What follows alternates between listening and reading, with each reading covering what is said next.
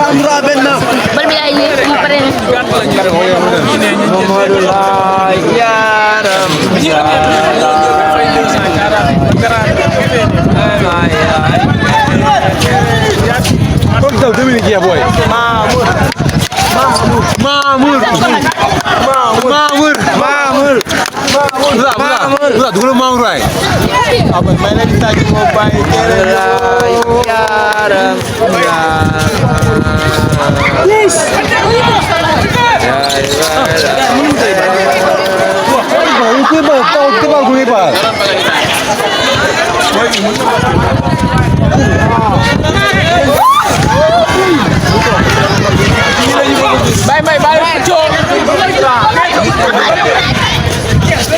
ay fol waay fol waay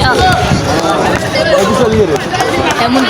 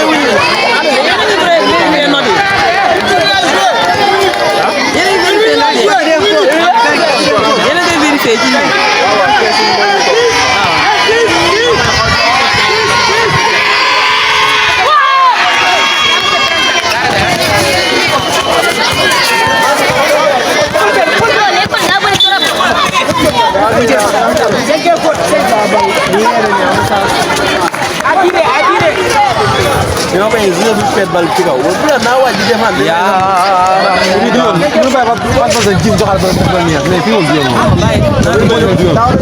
daw lay dal ko dina daw beleer boy ni jé quoi ma zoomé leen ba léegi. c'est que su ma koy monté dama koy kii delluwaat 16/9 mu ñëwaat moo tax du ma ko zoom si yooyu. ah ok. ba téléphone la quoi.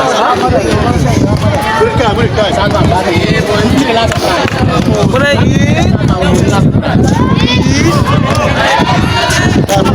booy dañoo diis quoi. booy dañoo diis. dañoo war a bàyyi café ak taay. ak lii laay man ma ci lii laay nga caméra dafa dem Mbour. waaju ma ko sax.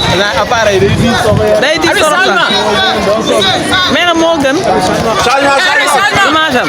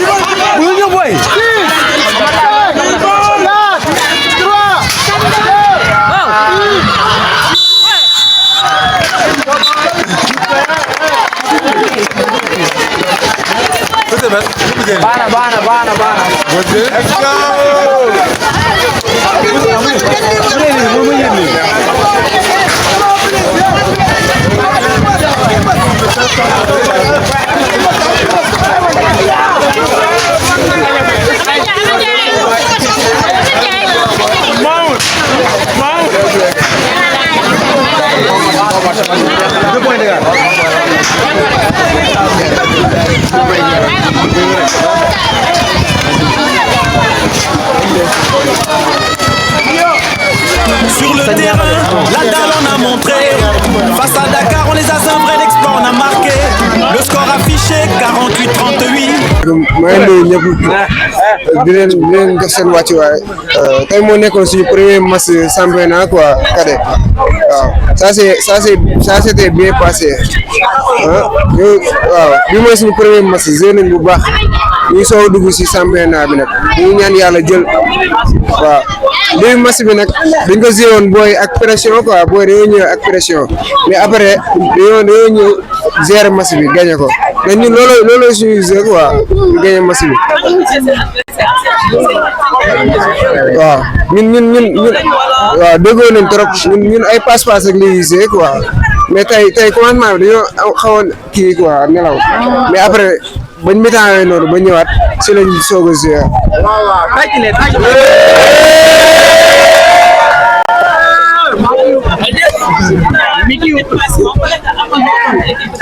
waaw asalaamaaleykum maa ngi tudd Macky Ndiaye waaw tey mu nekk suñu premier match cadet mën naa ne yombul parce que championnat amul benn match bu yomb muy petite catégorie ak catégorie bu nekk amul match bu yomb mën naa ñun débuté baaxul mais bañ nee ba si kanam tamit dañoo jouer ak suñu expérience xam nga jouer teg bal bi xam nga dawal bal bi pour mën a gagner suñu adversaire.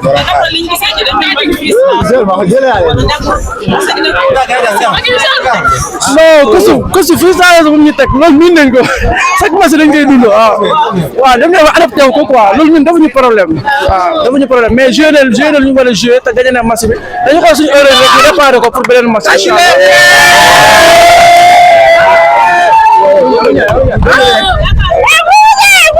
non amul nañ confiance ne dañuy gagné équipe bi moom dëgg fa yàlla parce que ñun tamit waaw dañuy joué si mën naa ne dañuy joué yenn catégorie yi xam nga match yi nii miin nañ ko waaw amoon nañ confiance amoon nañ totalement confiance que dañuy gagné match bi nii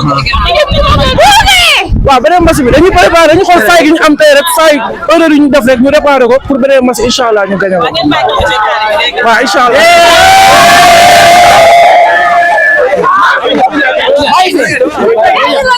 waaw tey on vient de démarrer notre première journée du championnat de la petite catégorie c'était notre premier match boo xam ne ñoo ko recevoir contre l'AS Ville de Dakar di club bu mag on l'a gagné voilà avec deux catégories c'est les minimes garçons et les cadets garçons. Voilà. D'après ce que vous avez suivi, je vois qu'il y a trop de tension et puis bon, l'équipe n'a pas trop donné au début. Mais vu que vous avez la chance de gagner, quelle est votre impression sur ça? Ouais, c'est normal. Quand tu vois ça, on fait de mettre de la pression, mais de pression. C'est juste que boy encadre ay xalé xamul. Légui na amna yo xamné yow ya xey gungé c'est ay wax des fois xalé day absent il faut nga yux ko pour mu xamni mi ngi ci terrain bi donc c'est juste ça xalé bu koy coacher do tok mag lañuy coacher baye tok mais xalé mom ay petite catégorie lañ wax bo lay di coacher day nek sen ginnaw di wax di len tété muy non c'est ça. Est-ce que vous conviction di ngeen gagner match parce que match de tension la won. Non, je savais que les enfants pouvaient faire plus parce que xamna ni man ñom ñoo mën. Mais je savais que on allait gagner le match. Juste que situation bi je l'avais pas prévu mais je savais que on allait gagner le match mais juste que li moy sport on sait jamais quoi am nit mom équipe kenn du ko xeeb voilà.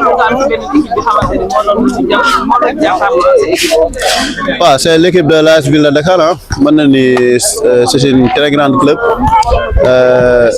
ñoo ñëpp moyen ñoo ñëpp lépp mais sport du loolu sport tabax la te fii ñun ñu ngi tabax ñoom it ñu ngi tabax parce que ay xale yu mën basket la franchement ils ont fait une belle prestation donc du coup ñoo ñaari équipe yëpp ils ont joué et puis ay xale lañ du coup ñoom ñëpp ñaari xale yëpp am nañ avenir parce que compétition petite catégorie du gagné bi c'est pas le score l'objectif bi mooy xale yi amuser wu c'est tout xale yi nañ jouer amuser wu c'est l'objectif wala seen talent parce que ñoom ñooy voilà épanouir voilà parce que ñoom ñooy demee ñoom ñooy le futur voilà ñoom ñooy le futur de demain.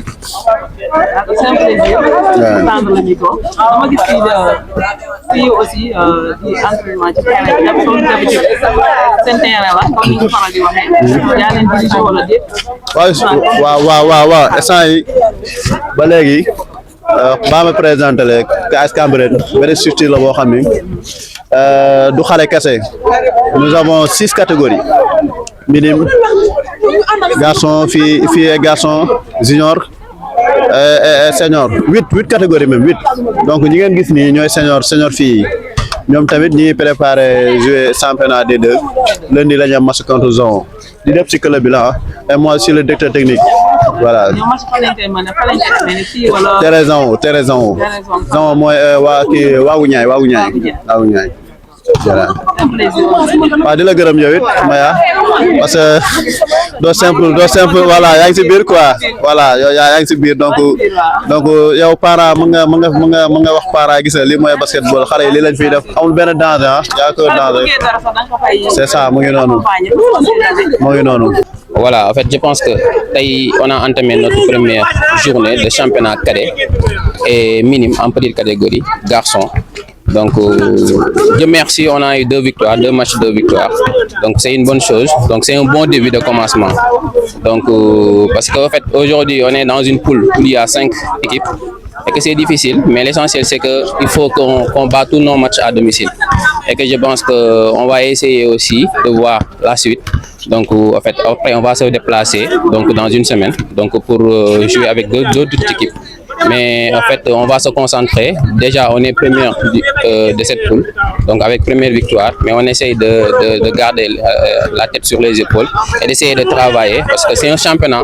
Donc, il faut toujours essayer de redoubler d'efforts, essayer aussi de corriger les manquements d'aujourd'hui. Donc, avec le coach, avec le DT, on va essayer ensemble d'essayer de voir parce que on a gagné, mais il y a pas mal de déchets. Et on va essayer de tout rectifier. Et aujourd'hui, en fait, il faut le dire. Donc, Cambérène, maintenant, on connaît maintenant Cambérène. C'est une équipe, en fait, qui pas mal d'années, donc participe chaque année à ces tournois de petite catégorie. et que actuellement ce qu'on veut c'est quoi? C'est-à-dire qu'aujourd'hui c'est notre objectif de cette année, c'est au minimum de gagner une coupe de petite catégorie, soit en cadet, soit en minime, soit en junior, et essayer aussi, comme par exemple on a des ambitions au niveau des seniors garçons et des seniors filles. Donc nos seniors filles sont là, c'est ces seniors là que vous voyez s'entraîner aujourd'hui. Donc ils étaient au tournoi monté et dont l'objectif cette année c'est la montée en première division. Quant aux seniors garçons, on va essayer donc de travailler pour qu'au minimum donc qu'on soit sorti soit en tournoi monté direct ou bien dans les barrages. Donc ça c'est l'équipe de Cambérène qui comprend des petites catégories et des équipes seniors, et que je pense qu'on a travaillé avec tout le staff, avec aussi l'aide aussi de certaines autorités, mais aussi il faut que je salue aussi les membres avec qui je travaille, qui sont les staff de Cambérène, donc dont en fait tout à l'heure vous avez pris des interviews avec eux. Il y avait le manager général, il y avait le DT, il y avait le trésorier, il y avait aussi des absences comme le chargé de com et le SG. Donc en fait c'est ça cette Cambérène. On essaie tout le temps en fait d'essayer de construire quelque chose ici à Cambérène. Dieu merci, on a des victoires. Donc on va juste essayer donc de comme je l'ai dit, de garder la tête sur les épaules et d'essayer de travailler. Donc on prépare aussi notre match le lundi. Les seniors filles qui joueront contre Jaon pour le premier match de championnat et les garçons qui recevront, qui vont accueillir en fait l'équipe de Dieuppeul, donc l'équipe de Derklé, donc le mercredi prochain. Donc Inch'Allah en fait on est en phase de préparation de saison, donc du côté des seniors, et que on va essayer de mieux travailler et d'essayer d'entamer le championnat avec des victoires. Donc c'est ça l'essentiel. Je vois pas mal de compétitions, donc vous parlez de tout de suite. Est-ce qu'il y a l'implication des autorités? Donc en fait, si en fait peut-être il n'y a pas trop l'implication des autorités, mais quand même il y a des démarches qui se font et que parfois il y a certaines qui viendront nous aider. En fait, je cite au passage, je pense que la chefferie, la municipalité et aussi l'ASC Cambérène de manière générale, mais aussi à chaque fois qui dit sport avec les moyens, et que parfois on les appelle donc à mieux s'investir. Ils s'investissent, mais à mieux s'investir dans le sport, parce qu'aujourd'hui le basket camerounois s'agrandit. Ce n'est plus en fait une équipe qui avait seulement 2 à 3 catégories, c'est une équipe qui comprend maintenant 7 catégories.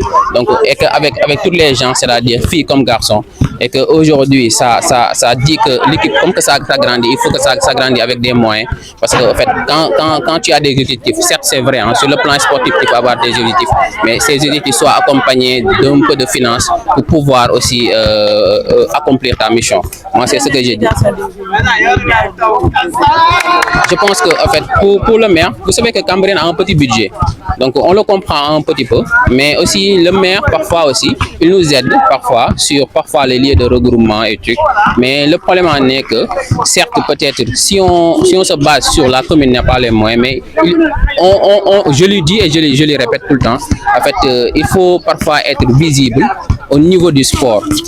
Il faut avoir une visibilité au niveau du sport. Je lui reproche tout le temps ça, mais c'est un maire qui écoute, qui essaye parce que en fait j'ai pas de barrière par rapport à lui, mais tout ce que je lui dis chaque appel je lui répète, c'est-à-dire qu'il faut comprendre une chose: quand on est maire, on gère tous les sports de la localité, et que ça soit le basket, que ça soit l'handball, que ça soit le football. En fait, on ne dit pas d'être égal pour tous les sports, mais on dit de donner chaque sport à ce qu'il doit, à son mérite. C'est ça en fait. Voilà. Mais on continue parce que tout le temps on a des relations avec lui. Donc on va continuer juste d'essayer, donc et de ne pas se décourager. Et qu'il faut savoir une chose aussi, le sport qu'on fait là, moi je le dis, hein, c'est-à-dire que même avec l'aide des autorités c'est bien, mais aussi nous on le fait par amour à un moment, c'est-à-dire on le fait par passion, et que raison pour laquelle que chaque fois on y va avec les moyens du bord, peu importe c'est difficile, mais qui dit sport dit moyen. Donc di wax ni tey moo nekkoon journée bu njëkk ci championnat petite catégorie en cadet et en minime, ñu amoon tey ville de Dakar en minime et en cadet. Donc yàlla may ñu équipe bu Cambérène am ci ndam ci ñaari match yëpp. Donc di ko sant yàlla mu nekk suñu première journée, donc muy nekk loo xamante ni benn ouverture boo xamante ni am nañ ko mu am solo trop parce que nit ki tamit looy ñaan da ngay ñaane ibbi ak victoire.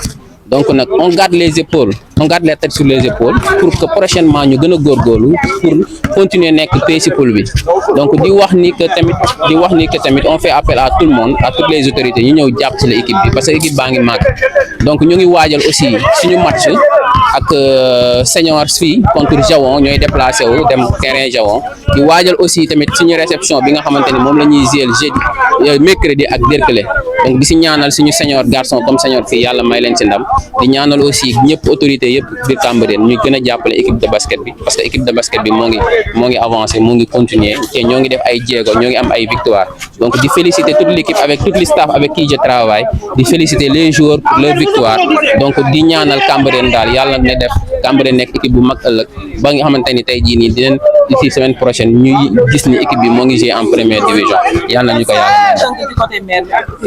waaw pour autorité yi di wax comme pour la municipalité nañu gën a jàppale parce que mu ngi siy jàpp mais lépp jàppale yëpp doyul na si gën a jàpp on fait appel à toutes les autorités parce que à chaque fois qui dit sport dañu naan argent et que qui dit sport dit moyen matériel moyen financier nañ ñu gën a gestu gën ñu jàppale parce que ay ndaw lañu te lépp li nga xamante ni mooy suñu objectif c'est que pour Cambérène jug si kanam si domaine yu nekk surtout domaine sport bi nga xamante ni plus précisément le basketball bi nga xamante ni moom la ñuy yëngu donc on fait appel à toutes les autorités plus particulièrement le maire de Cambérène mu jàppale basket. Merci.